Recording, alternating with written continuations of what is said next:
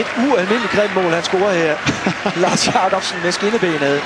Og så kommer han altså på scoringstavlen for første gang for Danmark i en uhyggelig vigtig dyst. Det var godt. Ja, det var rigtig godt. Fordi det er selvfølgelig sjældent, at mål de kommer ubelejligt. Men det, der er så godt i den her sammenhæng her, det er, at Danmark nu med sine kejler, som i dag er med blå, det er også det, der ligger lige på grænsen af offside. Men her er der en god aktion, relativt ugeneret, får han lov til at lægge bolden ind, men oven i købet får han bolden.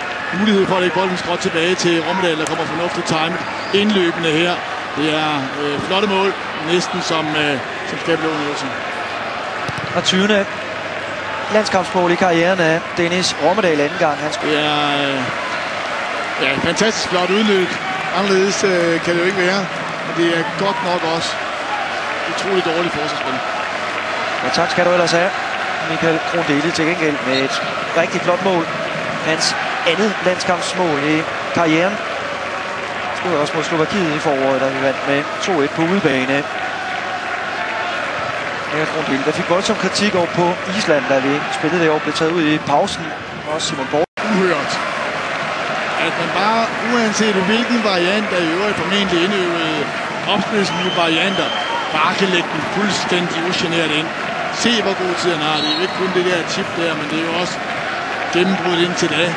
Det kan være så utrolig meget plads til de begge røde her omkring det. Jeg synes ikke, jeg kan huske noget lignende. Ja, det er godt nok voldsomt.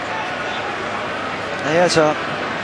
Ikke så langt ned i tempo har vildt for lidt, selvom de kunne rigtig let spille sig igennem, og også, som jeg sagde, hvis det var sådan, det skulle gå galt, så kunne de tage bolden tilbage igen. Men der må det ikke må ende, det er jo nede i eget felt.